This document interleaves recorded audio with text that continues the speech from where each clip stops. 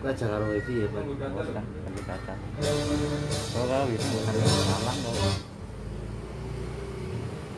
Lingkungan sampai dua error lah.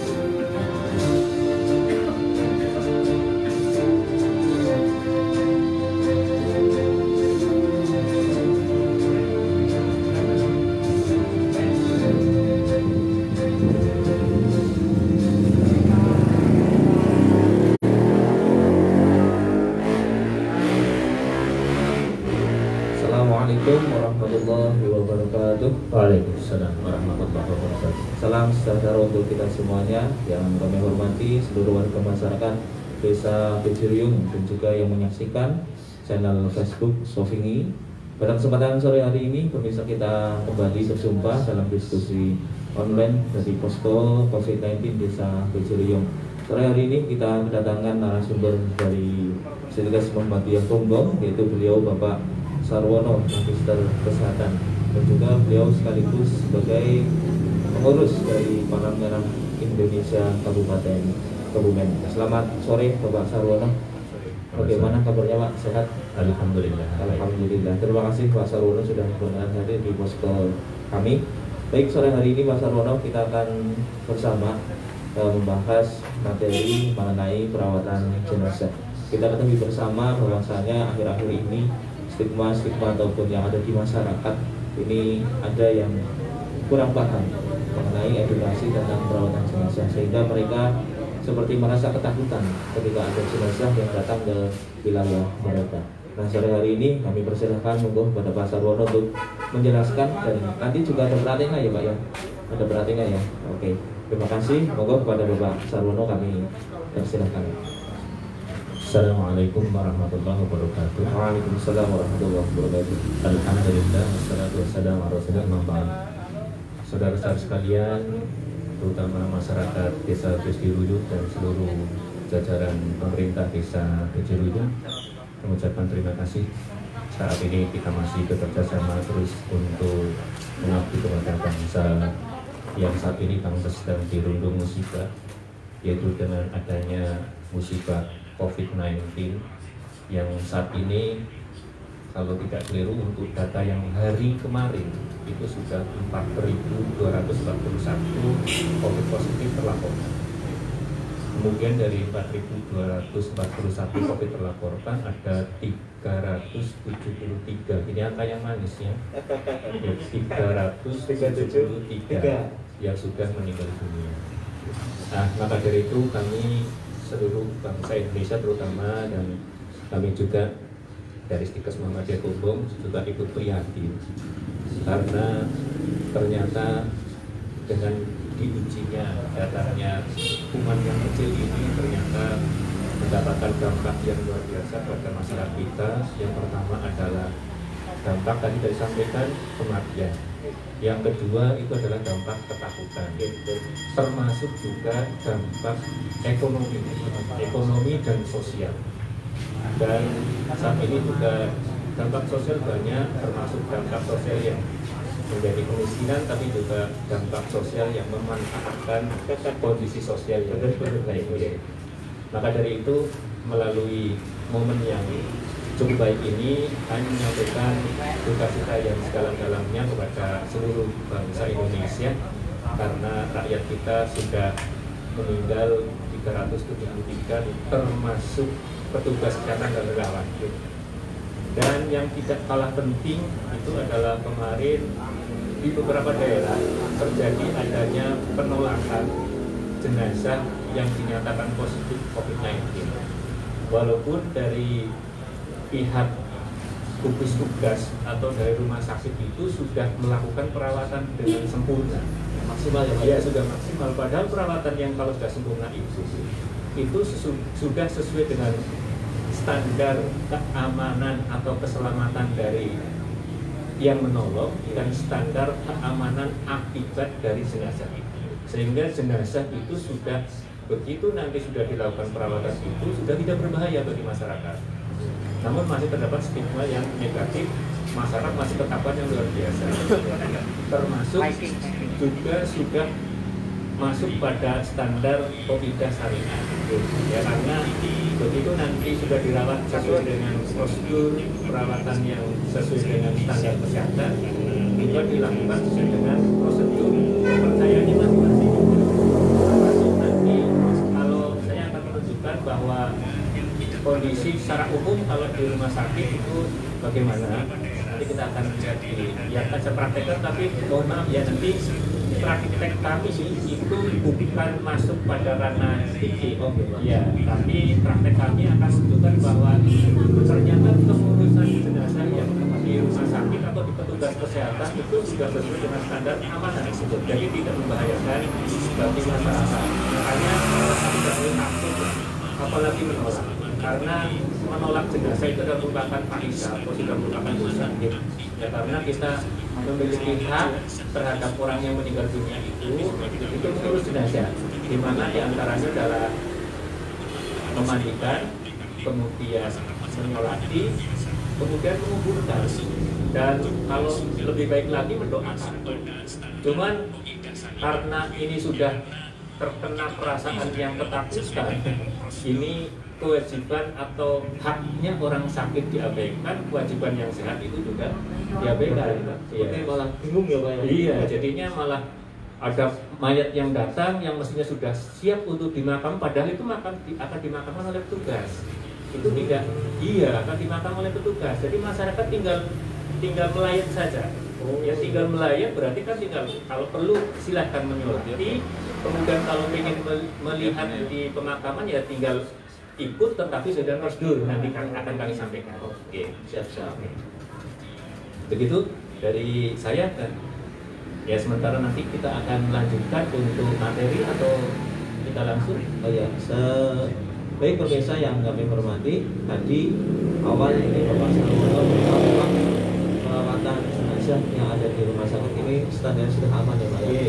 Aman untuk warga masyarakat, dan juga aman untuk yang membawa, terutama dari tenaga medisnya sendiri. Betul. Kita seperti Pak Sarwono, sebelum nanti kita masuk ke praktek, di masyarakat di desa itu berkaitan dengan jenazah ini memang ada sebuah perasaan mungkin yang takut. Dan kemarin ini kebetulan dari Stikes Kabupaten Gembong sudah memberikan materi tentang psikologi relawan. Ini sangat berguna bagi kita. Nah, ini kemudian ada sebuah pertanyaan ataupun gambaran dari masyarakat, apakah memang dari prosedur perawatan jenazah itu sudah disesuaikan dengan yang ada di tenaga medis. Dalam hal ini contoh ya Pak, nanti sampai dengan yang menggali, sampai dengan nanti yang menguburkan kembali tanahnya itu dari mana? Mungkin sebelum nanti ke jenazahnya, kita biar tahu dulu gambarannya itu seperti apa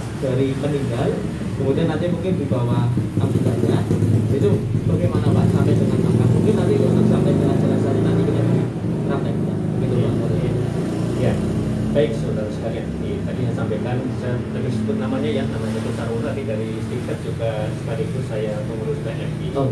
Juga di Stikes ikut andil, termasuk juga ikut prihatin, kemudian PNFI juga sekaligus ini juga salah satu sosialisasi untuk kepada masyarakat. Ini sekaligus ini saya akan berbicara dari dua sisi lah. Ya. Jadi Bapak Ibu sekalian, saudara sekalian yang dimuliakan oleh Allah SWT, bahwa sebetulnya sebelum saya akan masuk ke dalam perawatan jenazah ya, itu kan karena ini adalah merupakan musibah atau wabah dalam bentuk besar namanya pandemi. Pandemi ini pasti sudah ditangani dalam bentuk satuan tugas atau gugus tugas. Maksudnya bahwa gugus tugas itu dimaksud untuk selalu memantau atau nanti mempercepat untuk penanganan, sehingga koordinasi antara yang lain-lain itu harus melalui gugus tugas. Kenapa demikian? Karena ini kan pada saat kita mendapatkan ODP dan PDP itu kan diwajibkan untuk lapor ke desa. Setelah melapor ke desa, itu kan begitu nanti yang ODP PDP merasa terjadi ada gejala itu jangan langsung berangkat naik angkutan. Prosedurnya kan jangan langsung naik angkutan kemudian periksa sendiri ke Berangkat sendiri ya? Iya, berangkat sendiri Ke rumah sakit atau ke puskesmas? Iya, itu kan jadi masalah. Betul. Makanya itu nanti akan menghubungi gugus tugas atau satgas, ya, satgas atau petugas kesehatan sehingga mereka itu akan dijemput. Nah, kalau terjadi demikian, itu kan nanti akan dilakukan di perawatan di rumah sakit. Ya, sehingga begitu dilakukan di perawatan di rumah sakit, kalau tidak tertolong nanti akan dilakukan perawatan sampai akhir hayat di rumah sakit. Kemudian kalau ternyata itu kok ya kan yang namanya takdir tidak tahu ya Mas ya. Itu misalnya kok sudah kadung takdirnya itu meninggal di rumah. Dengan adanya PDP atau pasien yang sudah pengawasan ya pasien dalam pengawasan atau ODP orang dalam pemantauan. Itu kalau ternyata kondisinya memburuk di rumah kemudian meninggal di rumah, itu pun segera lapor pada gugus atau pada relawan kemudian diteruskan kepada petugas yang ini nanti tidak ditangani untuk sembarangan. Nah, ya ditangani untuk sembarangan. Kenapa? Untuk mencegah terjadinya ada penularan. Karena secara umum penularan itu kemarin kan sudah dari teman-teman yang sebelumnya itu sebetulnya ada dua hal. Jadi penularan melalui percikan ludah atau kontak langsung. Ya. Kalau nanti kok ternyata mereka itu positif kemudian kita kontak langsung, itu kan akan membahayakan. Sehingga prinsip untuk penanganan kondisi yang sudah meninggal itu adalah prinsip keamanan. Termasuk juga mereka kenapa kok diisolasi karena menggunakan prinsip keamanan. Jadi keamanan untuk diri sendiri dan keamanan untuk orang lain. Ya. Sehingga tidak bermaksud misalnya pemerintah itu menganjurkan untuk begitu dari daerah merah atau daerah pandemik itu datang ke daerah hijau, walaupun itu daerah lokal, itu maksudnya adalah supaya menjaga terjadinya penularan sehingga diminta untuk stay di rumah 14 hari. Makanya kalau beredar tanda-tanda seperti itu nanti akan terpantau, termasuk kalau ternyata sampai terjadi hal kematian. Jadi akan terpantau dan akan dilakukan standar pengukuran jenazah untuk yang aman. Nah, ya. Apalagi kalau nanti standar di rumah sakit itu standar yang sudah aman. Ya, saya sampaikan sekilas itu. Sehingga nanti secara umum kalau berkaitan dengan orang sakit itu kan kebutuhan atau hak pasien terpenuhi. Maksudnya hak pasien terpenuhi itu saya sampaikan sesuai dengan hak agama mereka itu terpenuhi. Sehingga hak syariatnya terpenuhi. Kemudian karena ini adalah masuk pada kondisi yang membahayakan, sehingga nanti untuk hak yang hidup orangnya itu terpenuhi keamanannya. Ya, sehingga itu yang perlu disampaikan, yang nanti kita akan sampaikan bahwa kondisi yang sudah dilakukan di rumah sakit atau petugas kesehatan yang dilakukan di tempat tertentu itu sudah aman dan sudah sesuai dengan prosedur syariat. Karena begitu dilakukan tindakan sesuai dengan prosedur kesehatan, nanti juga akan disampaikan, ditanyakan kepercayaannya apa, agamanya apa, sehingga nanti akan dilakukan perawatan spiritualnya atau perawatan secara agamanya sesuai dengan agamanya masing-masing. Ya, itu sehingga aman. Begitu, sehingga secara umum saya kira bapak-bapak atau masyarakat sekalian itu kalau kita melihat iklan atau melihat standar-standar yang sudah di-upload di media massa ya, di WA atau di media massa atau di televisi itu kan sudah disampaikan bahwa nanti kalau yang sehat dengan yang sakit jelas itu ya, saya tidak akan bahas lagi karena sudah dibahas oleh teman-teman. Tapi kalau yang sudah meninggal itu seperti tadi saya sampaikan bahwa yang pertama itu adalah satu memenuhi hak pasien, diantaranya itu adalah satu, harus dibersihkan kalau dalam kondisi kesehatan ya, dalam kondisi kesehatan. Kemudian nanti dalam kondisi syariat itu disucikan tergantung dari masing-masing keyakinan ya. Sehingga kalau saya bicara dalam konteks agama Islam ya, karena saya keyakinan agama Islam, kemudian ini sebagian besar itu agama Islam. Jadi yang pertama itu secara umum itu kan begitu pasien meninggal, kalau itu sudah dinyatakan positif, itu akan dilakukan prosedur penanganan jenazah secara COVID. Ya, prosedur penanganan secara COVID maksudnya begitu pasien sudah meninggal, kemudian lubang-lubang yang mengeluarkan cairan itu akan ditutup. Langsung ya itu ya? Iya, ditutup mulut, mata, telinga, hidung. Kemudian sebelum dimandikan sudah didesinfektan dulu. Ya, tapi maaf, ini yang melakukan adalah petugas yang sembarangan ya Pak? Iya, yang menggunakan pakaian aman. Oh, iya. Ya, sudah mulai dari kepala sampai kaki itu sudah termasuk pakaiannya juga kedap air, karena akan menolong untuk pasien yang sudah meninggal. Karena untuk memenuhi tadi, kalau saya sampaikan sekarang ya, untuk yang berkaitan dengan Islam, itu sudah ada aturan prosedur ketat dari kesehatan, kemudian sudah ada fatwa MUI, ya, fatwa MUI. Saya kira ini juga bisa masyarakat semua bisa melihat itu secara fikih sudah ada di fatwa MUI. Jadi kalau secara umum, karena kewajiban untuk di Islam itu ada 3 ya, kewajibannya itu adalah memandikan kalau itu memungkinkan. Ini kita akan menyebut memungkinkan dan tidak, itu harus sesuai justifikasi petugas kesehatan. Jadi begini, maaf, oh ini bisa dimandikan, ini tidak, ini cukup dengan tayamum. Karena di prosedur untuk yang di fatwa MUI itu ada 3 golongan kalau untuk yang untuk menyucikan. Satu itu memandikan, ya dimandikan. Kalau tidak memungkinkan itu ditayamumkan. Kalau tidak memungkinkan ditayamumkan dan dimandikan, itu begitu saja tanpa dimandikan, tanpa ditayamumkan. Itu kalau sangat darurat ya? Ya, sangat darurat. Itu bisa dicek di fatwa MUI. Itu nomornya berapa ya, saya lupa. Itu nomornya nomor 18 tahun 2020 ini, bulan bawah. Jadi nanti bisa dicek di situ. Jadi ini kalau dasarnya dari untuk yang syariat sesuai dengan fatwa MUI ya. Setelah itu, kalau sesuai dengan prosedur kesehatan, Bapak nanti saat sebelum dimandikan itu sudah didesinfektan. Kemudian di fatwa MUI itu kan disebutkan kalau ada kotoran-kotoran dibersihkan.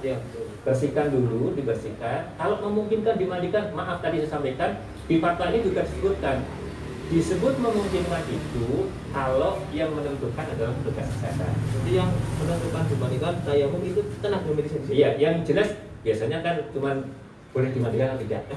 Gitu. Kalau boleh dimandikan, berarti silahkan dimandikan. Ya. Tapi dengan oleh petugas.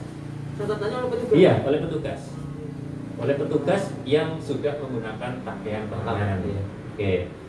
Kemudian kalau sudah itu sebelum dimandikan, begitu meninggal tutup untuk lubang-lubangnya, kemudian didesinfektan. Setelah didesinfektan, kemudian kalau perlu dimandikan dan dimandikan dalam fatwa MUI itu kalau dimandikan, kalau mereka pakai baju atau jenazahnya itu masih mengenakan baju, itu dimandikan langsung dengan bajunya. Iya, tanpa dicopot. Ya, setelah itu kalau memungkinkan loh ya, ya karena ditambah. Kalau tidak memungkinkan, itu cukup untuk ditayamumkan. Setelah ditayamumkan, kemudian dibungkus plastik. Setelah disucikan, dibungkus plastik. Plastik yang kedap, sudah plastik khusus. Makanya kan kalau di masyarakat kan tidak tersedia. Iya, kalau di masyarakat itu tidak tersedia, makanya nanti setelah dimandikan, kemudian dibungkus plastik khusus, kemudian didesinfektan lagi. Ya, desinfektan lagi, kemudian baru dikafani. Terserah nanti kapan kan bisa 1 atau 3 helai, tergantung dari peralatan yang kami menyediakan. Ya, jadi itu setelah itu nanti baru dikafani sesuai dengan syariat lah, terserah nanti. Ya, karena setelah dikafani itu didesinfektan lagi. Iya, semprot desinfektan lagi. Setelah didesinfektan, bungkus plastik lagi. Setelah dikafani itu ya selesai didesinfektan, bungkus plastik lagi. Ya. Setelah bungkus plastik rapat ya, plastiknya pun plastik khusus. Mohon maaf nanti saya mencontohkan ini bukan plastik khusus, ini hanya mencontohkan saja karena ini sudah prosedurnya aman. Jadi cairan tubuh yang ada di pasien itu sudah terdesinfektan berulang kali dan ini diharapkan juga tidak keluar. Dan tembus ya Pak? Iya, tidak tembus. Kemudian setelah dikafani dikasih plastik lagi, dikafani plastik, setelah itu diberikan cover jenazah. Iya, dibungkus cover jenazah, kemudian dimasukkan di dalam petinya pun yang kedap air. Ya, petinya sudah disiapkan yang kedap air.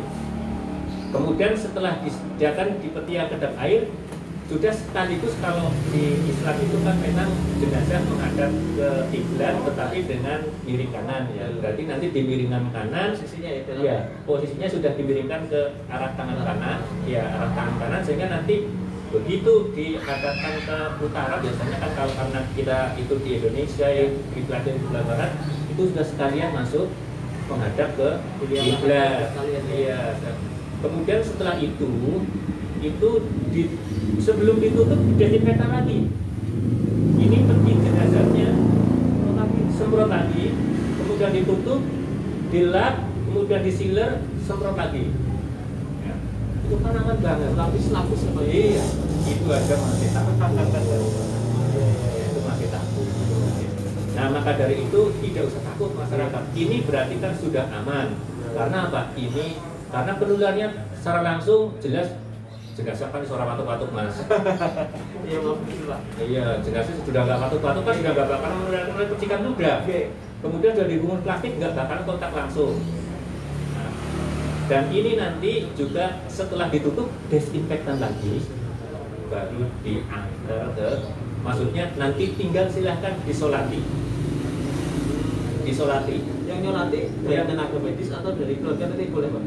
Keluarga boleh tapi dengan standar keamanan. Ya, kalau keluarga menyolati langsung di tempat itu dengan standar keamanan Yang disahkan oleh rumah sakit disahkan oleh rumah sakit. Kalau sudah melayani dengan tenaga yang ada di rumah sakit sudah cukup karena untuk kewajiban sholat jenazah itu kan wajib ya.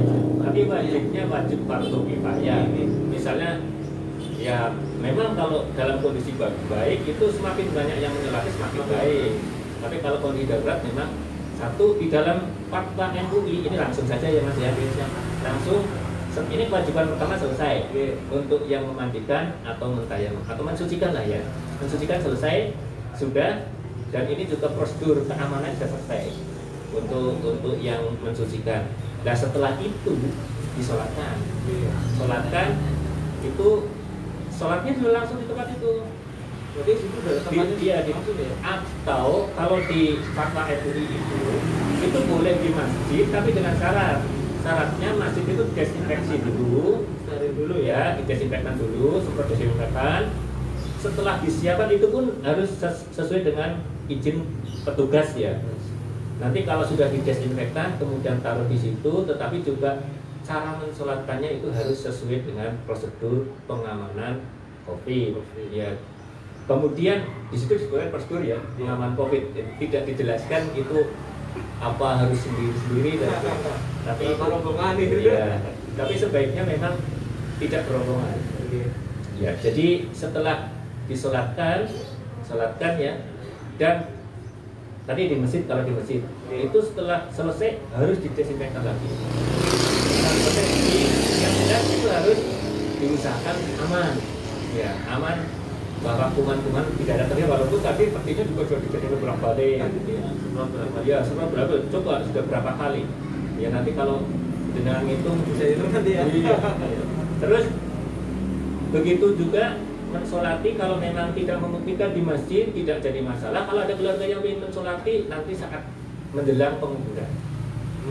dikubur kan tidak apa-apa, sholat jenazah itu kan boleh juga boleh Pak ya. iya boleh di tempat terbuka, juga dan itu boleh. kan tidak pakai sujud.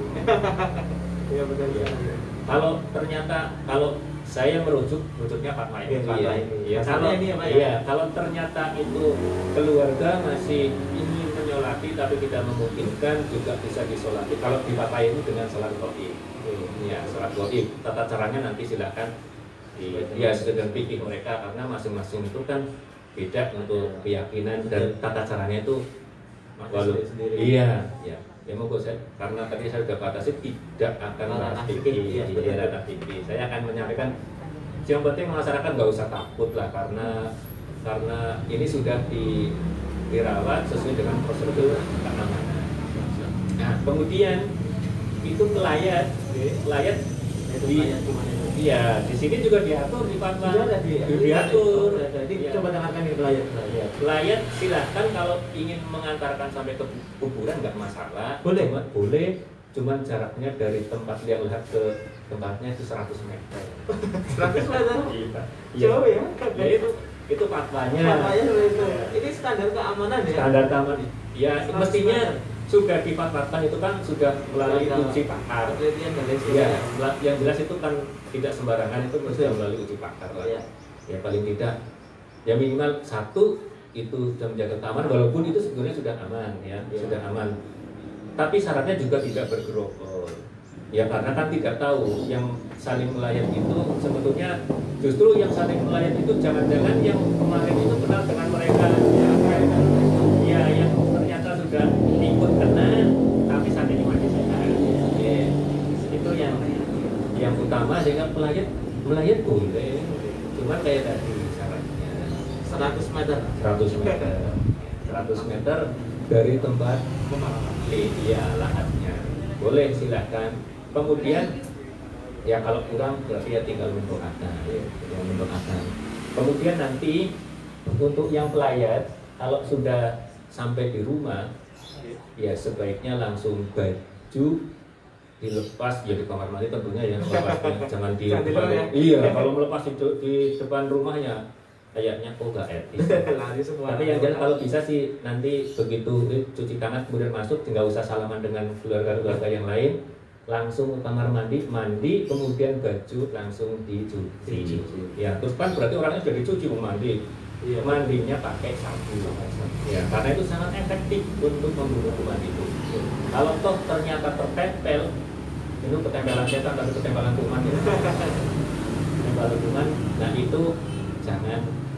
Itu sudah bersih kan? Iya. Sudah bersih karena sudah kena sabun. Nah, makanya bapak-bapak atau seluruh masyarakat jangan takut ya kalau ada. Jangan takut nggak? Kalau sekarang sudah. Oh, sekarang gini, coba kalau nanti perasaan jenengan ada keluarga Ya. kemudian menderita itu ternyata meninggal, kemudian nggak boleh dimakamkan, perasaannya gini. Kalau bahasa Jawa ini melang. Ulang begitu kan? Iya ya. Iya. Mereka yang merasakan Apa sekali sini ya. nggak punya rasa lah. Iya betul. Ya, padahal itu kan sudah diusahakan. Toh mereka tidak diminta untuk ngubur. Iya ya. Iya.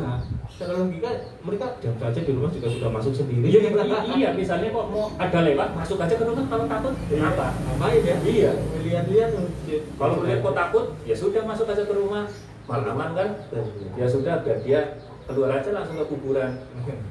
Oh, kalau anggapan nanti ternyata di kuburan terus bisa meluas, kan tadi sudah di sini berbalik. Makanya itu sudah. Kemudian ingat bagi masyarakat, kalau sudah dimasukkan di dalam peti jenazah, diusahakan tidak dibuka karena sudah dilakukan perawatan ya. Kalau dibuka, kemudian saat menguburkan pun langsung tahu petinya diturunkan, itu pun oleh petugas. Langsung petugasnya. Iya, langsung petugas. Dan itu nggak pakai dicopot talinya mas. Merasa khawatir nang Balik-balik. nang dicuri ora. Ada Merasa khawatir. Dan itu tidak akan ada dicuri. Normalnya curi burna ya. Itu nggak bisa tahu. Iya, itu yang biasa jadi stigma lebih negatif, lebih baik lagi itu kayak balik ya. balik kayak tapi ini namanya apa? Biasanya itu Dicoba. garuk copot. Itu mungkin yang menjadi provokator seperti itu mungkin ya Pak ya? Iya, malah kemarin yang saya lihat provokatornya apa namanya? Saya tidak akan menyebut, tapi itu kelihatannya orang pengalaman kalau lihat kata-kata. Tapi kan apa karena memang rasanya yang menolak atau karena ada motif apa? Ya. Makanya masyarakat juga saya himbau jangan terpengaruh oleh ajakan. Kalau misalnya, oh ternyata Mas Itan ini Mas Hanif ngajak-ngajak, ayo masyarakat, kalau aja ditolak baik. Orang usah. Misalnya itu mungkin jenengan utuh masalah begini, tapi ada masalah motif apa? Oh, kayak begini kan. Nah, apa misalnya itu bisa saja. Itu cuma masalah pribadi, itu jadi masalah masyarakat. Makanya jangan terpengaruh kalau ada yang ngajak begitu. Ya. Apalagi jenengan malah memprovokator itu. Jenengan bisa mampu loh dia. Apalagi relawan yang ada tolak gitu. Nek penting tolak bantuan, sini sudah kaya kan ya. Itu kalau terima bantuan. Oke, saya kira itu secara umum ya, nanti kita lihat ya sekilas lah. Saya sekali lagi, dan saya nanti tidak akan menggunakan pakaian APD lengkap. Saya hanya menyampaikan bahwa ini karena sorotannya adalah sorotan keamanan jenazahnya ya. Saya tidak akan menyoroti keamanan saya sendiri selaku petugas. Yang jelas petugas iya sama kemarin kan sudah ya, petugasnya sudah. Yang jelas petugas itu jelas sudah tahu cara penggunaan. Makanya nanti saya tidak akan menggunakan apa pakaian pengaman. Mungkin nanti juga dibantu sama teman-teman yang tidak menggunakan pakaian pengaman lengkap ya, karena itu juga jenazah. Tapi yang jelas saya sampaikan ini adalah nanti aman, ya aman itu saja. Jadi itu secara singkat. Kemudian yang umum juga sudah saya sampaikan. Ya barangkali ada yang ingin diperjelas sebelumnya. Terima kasih Pak Sarwono, penjelasan yang sangat luar biasa dari awal tadi tentang jenazah, kemudian sampai dengan pelayat, kemudian sampai dengan ke makam atau ke kuburan. Baik pemirsa yang saya hormati, mungkin satu Pak Sarwono, ini ada mungkin dari penjelasan telinga tadi kan ada di mana pasien itu positif COVID atau pasien itu meninggal bukan karena COVID, tapi di masyarakat mungkin ada sebuah pemahaman yang mungkin mereka ingin berhati-hati. Iya.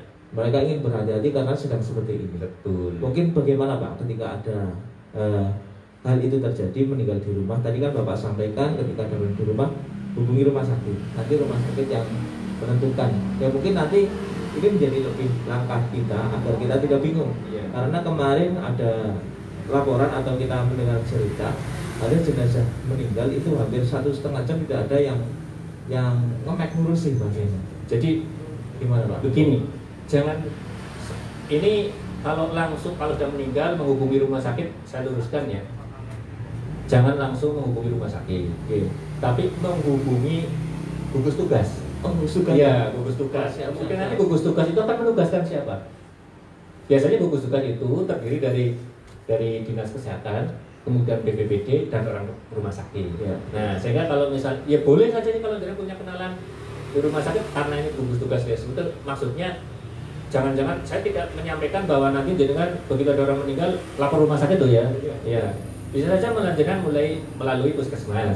Ya. Ada desa minimal Ya, atau petugas ini relawan. Iya relawan. Nanti relawan itu akan melaporkan, kemudian nanti dia akan melaporkan ke gugus tugas. Ya, gugus tugas itu nanti dari sana sudah terdiri dari berbagai macam, termasuk nanti ada dinas kesehatan, dari BPD, kemudian kalau ada rumah sakit atau kalau nanti diperlukan juga mungkin dari PMI, ya PMI juga bisa turun. Namun, tadi sebelum saya sampaikan kenapa kok ternyata harus menghubungi petugas itu karena tidak tahu kan kondisinya. Betul. Ya kondisinya saat itu pasiennya itu apakah kondisi yang harus boleh dimandikan atau tidak boleh dimandikan karena ada kriteria masing-masing. Termasuk nanti kan ada perawatan, misalnya kalau ada luka ada perawatan luka ditutup lukanya. Ya karena itu supaya mencegah terjadi masalah. Yang jelas kalau ada lapor petugas.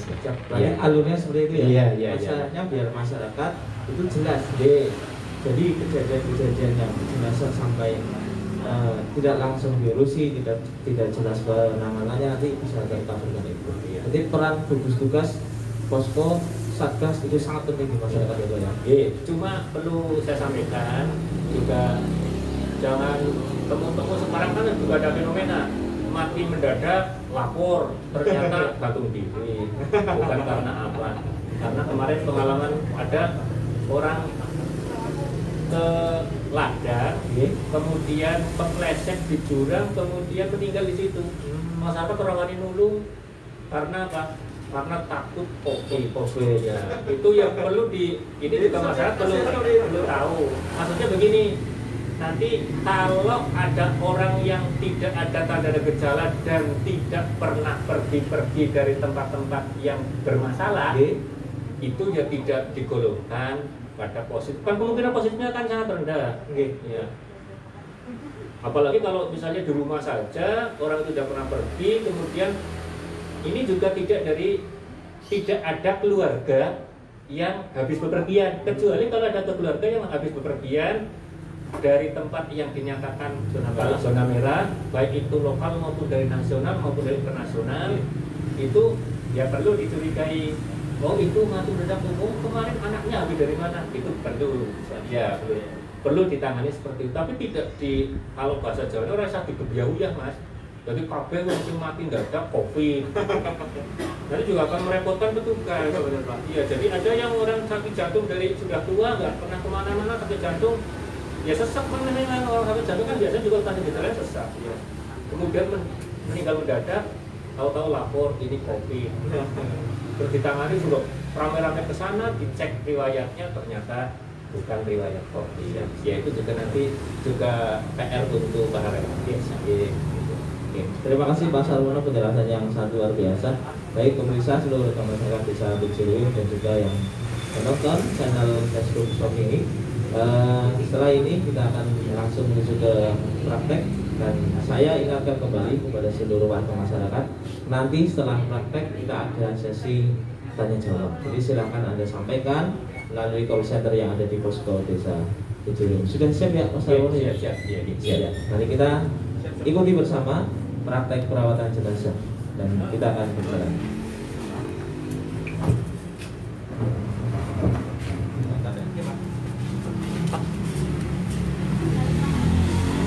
Ini selesai. Tempat tadi mikir.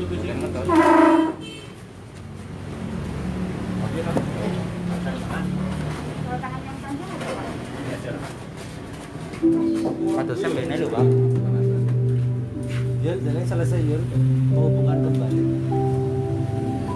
Koneksi kabelnya turun. Menghubungkan kembali apa di situ?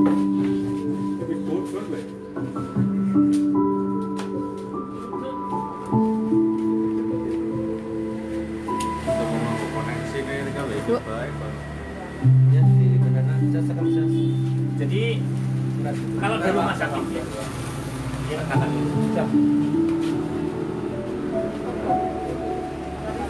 Masih. Tidak, Belum Pak. pakai standar fokuskan. Jadi sudah. Bentar. Dibantu apa? Ya. Ini Pak, saya mulai. Ini sama Pak Marsito, Pak juga ahlinya. Jadi saudara sekalian, kalau di rumah sakit itu tim kesehatan itu tadi sudah menentukan ya, sudah dimandikan. Kalau dimandikan atau cukup ditayamumi sudah cukup ya, karena itu secara fikih saya kira sudah jelas. Maksudnya yang menentukan dia itu dimandikan atau tidak itu kan dari sisi kesehatan. Makanya kita langsung, kenapa itu sudah dinyatakan aman, kita lihat dari sisi cara untuk mengkafaninya. Cara mengkafaninya bahwa maaf ya, ini saya petugas mestinya, kalau petugas yang mestinya itu pakai pakaian yang ya, karena ini saya sampaikan untuk yang bahwa pasien itu sudah aman saat di masyarakat. Kacamatanya copot. Jadi saudara sekalian, nah ini tugas biasa sudah disiapkan, Ya. kapan sudah disiapkan, tinggal ditata. Ya kapan sudah disiapkan, kemudian ya ini kalau kapan sudah disiapkan, kemudian ini sudah dimandikan, tadi saya sampaikan, dan pakai peraga yang kecil. Jadi yang seperti ini, begitu sudah selesai saya sampaikan ini ya, Siap. sudah selesai, ini rasanya ini. Jadi sebelum begitu meninggal, ini disemprot desinfektan. Enggak, semprot. Kemudian lubang-lubangnya ditutup pakai kasa yang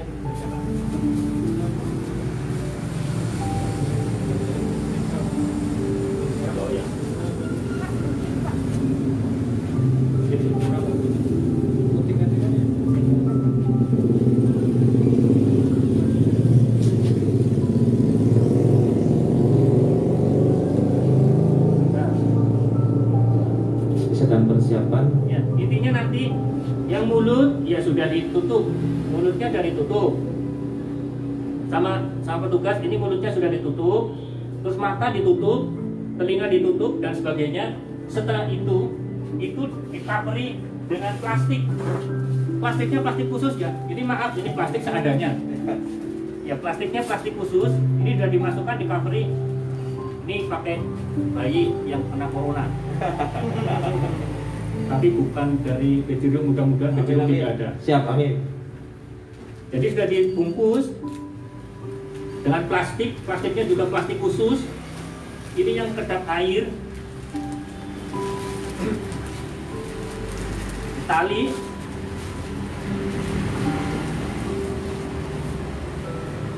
tali.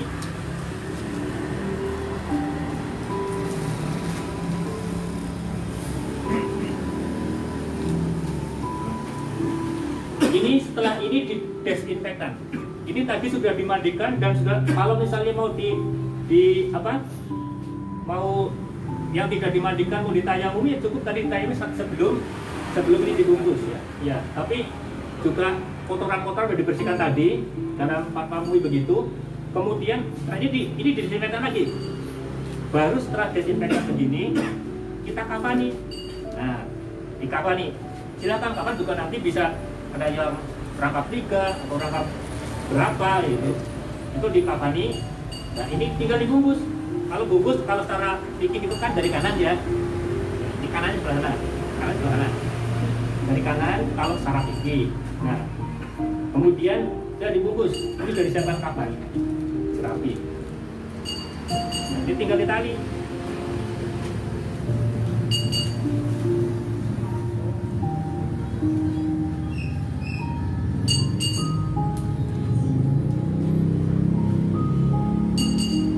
Biasanya sih kalau tergantung kali, kalau secara pikir ganjil ada yang 5, ada yang 7. Kalau bayi ya cukup 5 karena di bagian anak kecil ya, anak kecil.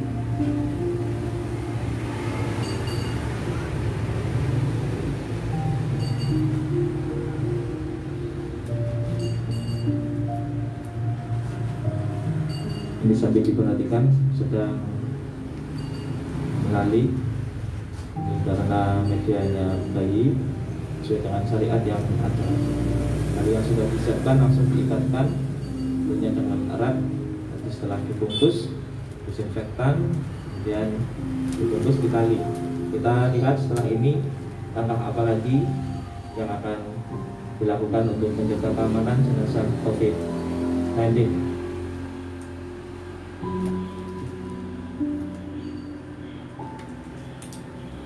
Ini ya, terus nanti untuk kapannya yang jelas silahkan ya, jangan namanya mengkafani mayat juga harus rapi karena itu juga ya.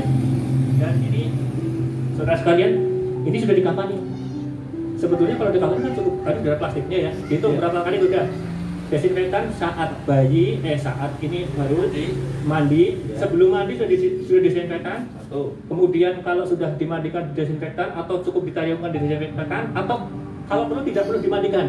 Kalau memang sudah disampaikan tidak boleh dimandikan.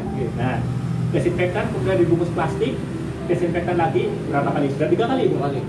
Kemudian dikavani, desinfektan lagi. 4 kali. Ini yang keempat ya? Yang keempat, Yang keempat pemirsa. ya, 4 desinfektan. Ya. Setelah itu di covering plastik lagi, Bungkus lagi. bungkus lagi. Mahal makanya. Kita lihat pemirsa, tadi sudah desinfektan keempat dan ini akan kembali dibungkus plastik lagi untuk yang kedua. Dan ini mestinya plastik khusus. Plastiknya khusus ya Pak? Iya, plastik khusus yang sudah disiapkan khusus untuk pasien COVID. Nah, kemudian ditali. Nah, dilihat lagi ini. Ya, kalau ini kan mestinya ini kan turun tali satu. Ya.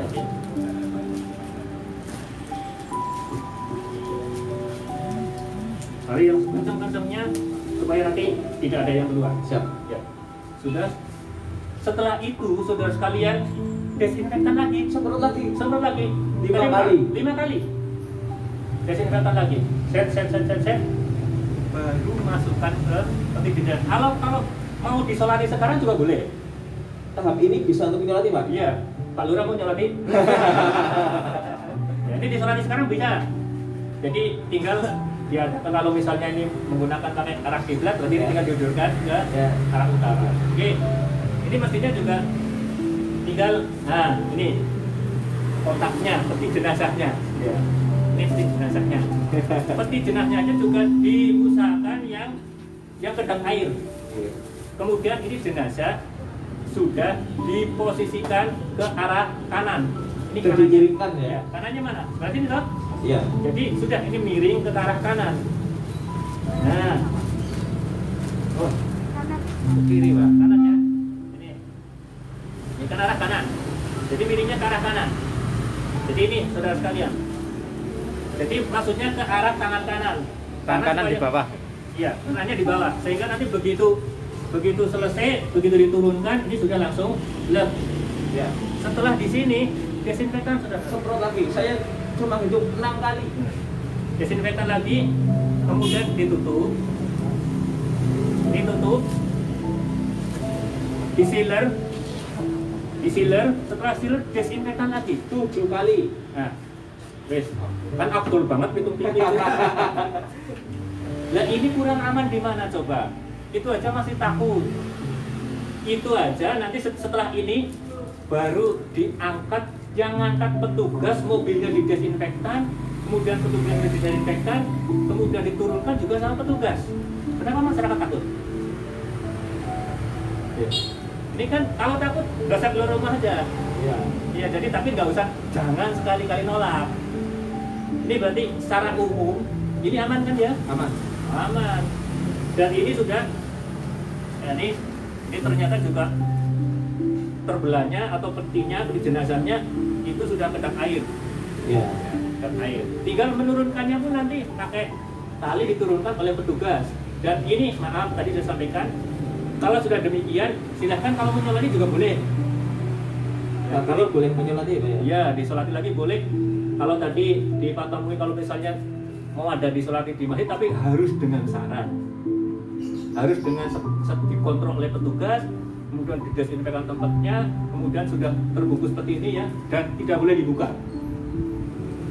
Dan ini jangan sampai melebihi 4 jam. Di samping memang kita secara sunnah itu memang harus menyegerakan mayat harus dikubur, tapi juga mencegah supaya ini tingkat keamanannya baik. Jadi ini sudah aman dilakukan oleh petugas. Sekali lagi saya sampaikan, sampai nasi takut. Tidak. Wah, alhamdulillah. Alhamdulillah. Nah itu yang penting. Oke, itu cukup. Kemudian silahkan kalau misalnya dikubur belum bikin luang ya. Belum. Jadi mau kubur kan memang sudah sama petugas. Pikir nanti kalau ibu-ibu mau layar dari sana tuh 100 meter Jarak dari sini. Ya kalau saya 100 meternya kemana Pak? sampai jembatan. Oh, iya. Kalau enggak Alfamart. Iya, monggo nanti ibu-ibu yang mau layar dari sana ya. 100 meter. 100 meter. Ingat 100 meter dari posisi jenazahnya. Oke, cukup Mas. Mungkin ini cukup Pak untuk yang perawatannya. Pemirsa saya hormati, ini sudah aman menurut dari protokoler kesehatan. Jadi jangan takutlah. Dan nanti yang membawa pun adalah dari petugas. Kalau yang menggali masyarakat apa ya? Kalau menggali masyarakat kan belum data. Oh ya belum datang ya? Kan ada masalah. Iya. Nanti nggak nolak tapi saya nggak mau gali kayak gitu. Jadi kan belum ada orangnya kan tidak takut. Ya. Sekali lagi ini jangan dibuka, apalagi dicopot. Sampai rumah jangan dibuka, Iya, jangan dibuka ya. apalagi copot talinya, khawatir ada dicuri. Oke. Ya, terima kasih Pak Sarwono. Baik, pemirsa, seluruh warga masyarakat desa Desiluyung tadi sudah praktek mengenai perawatan jenazah bersama Bapak Sarwono. Kembali saya undang kepada seluruh warga masyarakat yang akan bertanya. Silakan Anda hubungi nomor 081 999 222 489.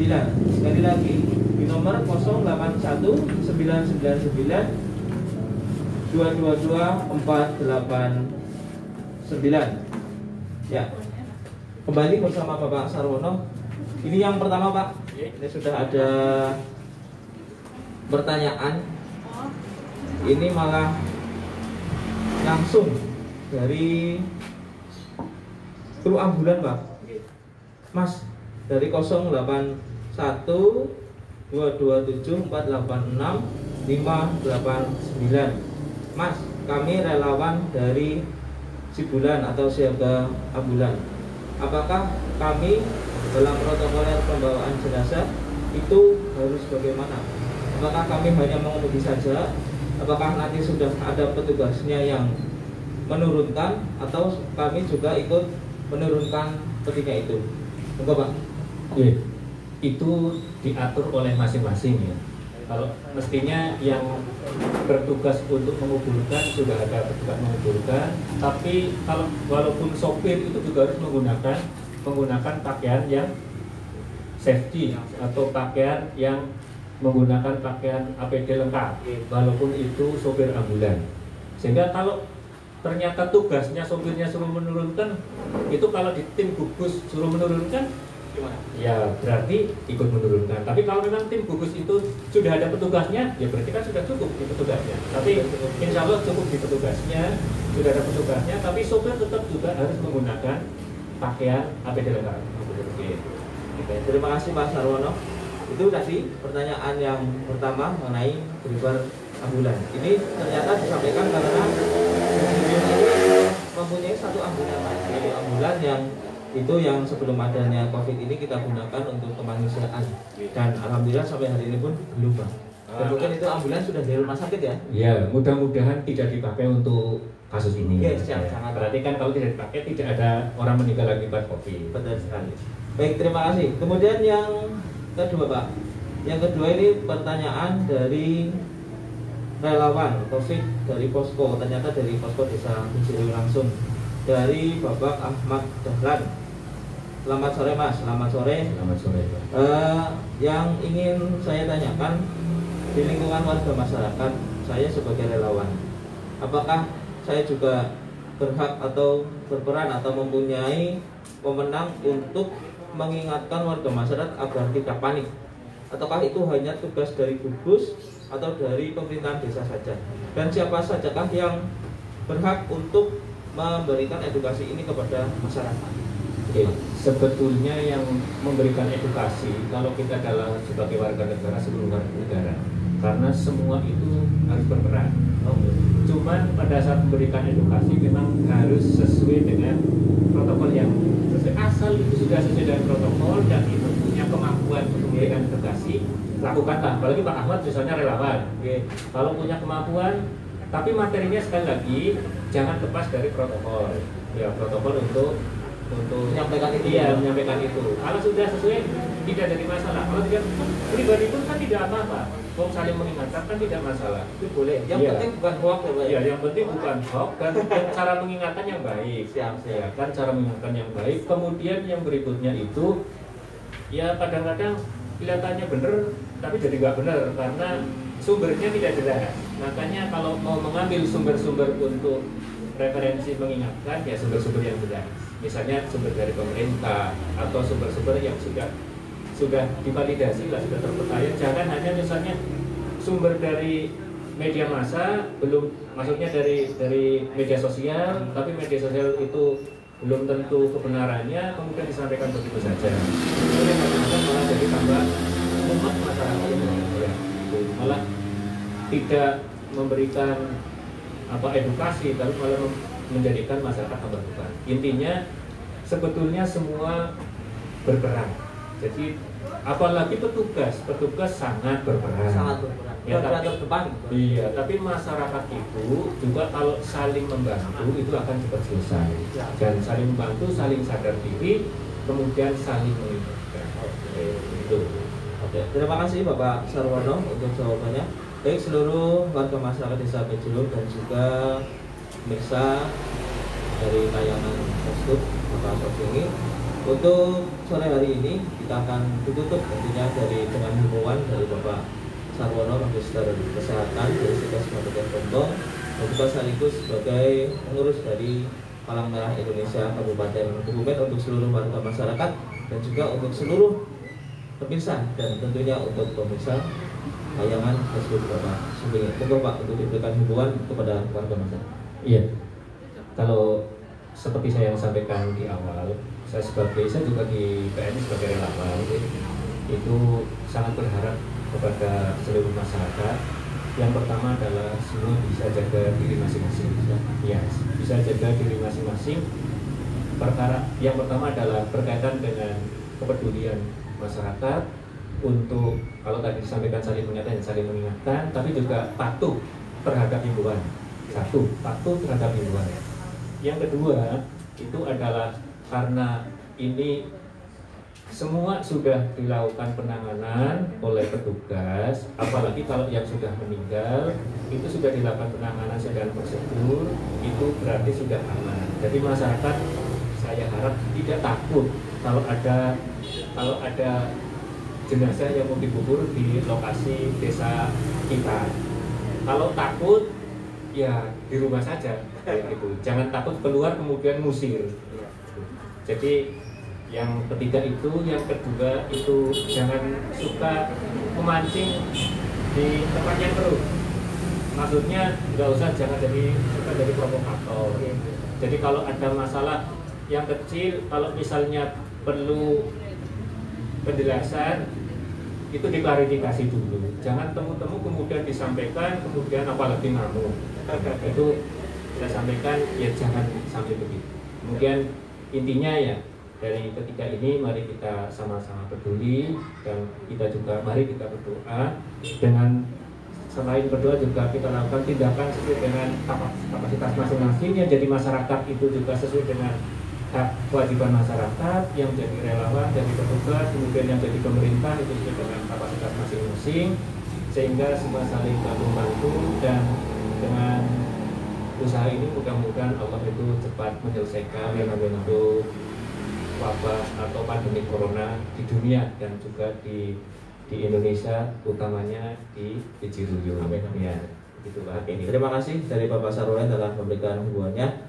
Seluruh warga masyarakat Desa Ciruyung, kami sampaikan kembali bahwasanya posko COVID-19 Desa Ciruyung mengadakan pelayanan 1x24 jam. Jadi jangan lupa kepada seluruh pemudik yang baru datang dari perantauan, langsung saja mampir ke posko COVID-19 Desa Ciruyung. Dan beberapa hari ke depan nanti kita juga akan kembali menyiarkan edukasi online, tentunya juga bersama Sikas Kabupaten Gombong, karena Desa Ciruyung merupakan desa binaan dari Sikas Kabupaten Gombong mengenai desa jaga COVID-19. Untuk selanjutnya dari saya banyak salah, mohon maaf dalam membantu acara ini. Teriring doa mudah-mudahan pandemi ini segera berakhir dan Allah selalu berikan perlindungan kepada kita semuanya. Allahumma amin. Demikian, assalamualaikum warahmatullahi wabarakatuh. Waalaikumsalam warahmatullahi wabarakatuh. Jaya untuk semua relawan. Amin. Terima kasih Pak. Selamat. Terima kasih. Terima kasih.